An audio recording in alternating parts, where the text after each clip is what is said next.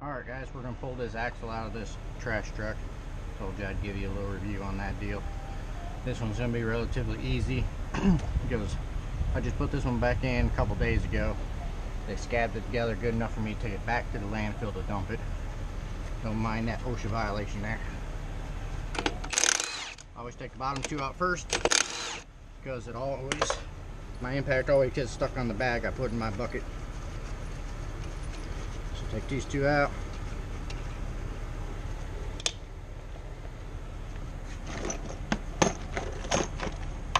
Always put the washers and the cones, if they come out, right into my bucket.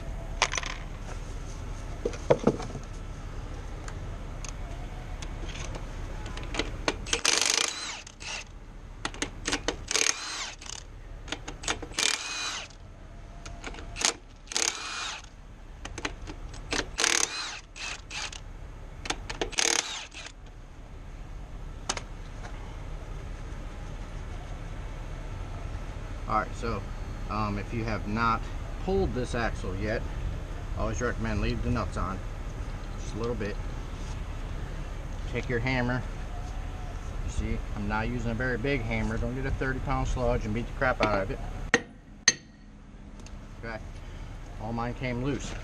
Okay, on Greyhounds, they seem to be seized up a lot. You just take a small punch like this with a flat, and I always sit it in here. You just tap on it and they pop right out. Okay, the reason you leave your nut on there is because if it's seized in there and you tap on this and it comes flying out, it will leave a bruise on your chest. I know that from experience, and if it don't hit you, it's going to fly so far across the parking lot you'll never find it again. Okay, take your washers, your cones. Try not to drop them in the bucket. Put them in your bin.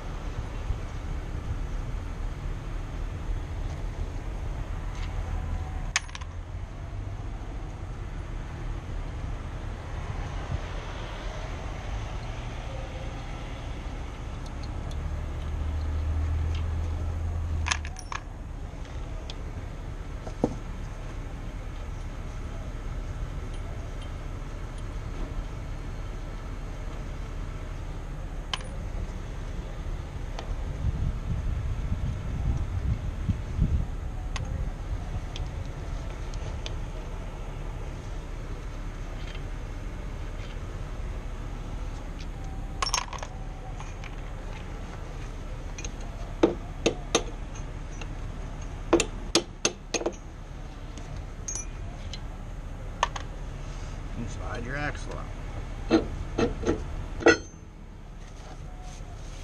Not a lot of oil came out of this one because, like I said, I just put it in this exact location just a couple days ago.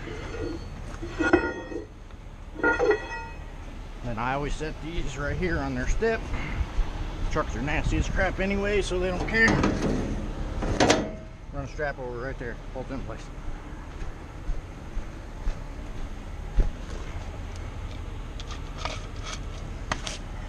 Put your cap on.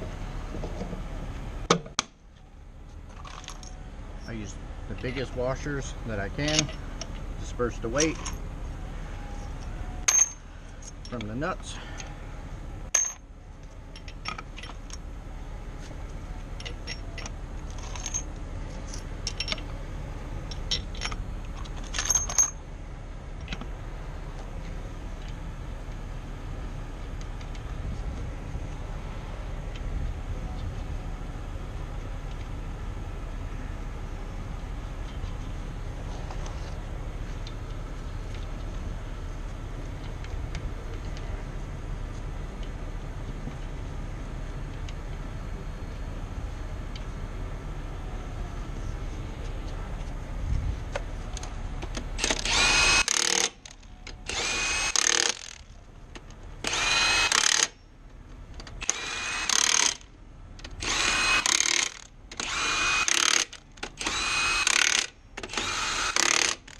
There, done.